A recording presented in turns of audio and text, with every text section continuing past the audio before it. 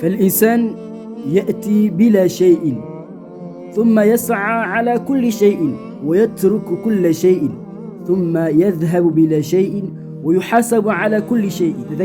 Tafakar kwamba mwanadamu anakuja duniani basi na kitu chochote, halafu anahangaika na kutafuta kila kitu, halafu anakiacha kila kitu, halafu anaondoka bila ya kitu na anakwenda kwa Mola wake, anahesabiwa kila ya kitu. Ni jambo la kuzingatia, ni jambo la kuzingatia, si jambo la kupuuza. Tuzingatieni, maisha ni mafupi. Utaishi, utahangaika, lakini tambua kuna siku utarudi kwa Mola wako.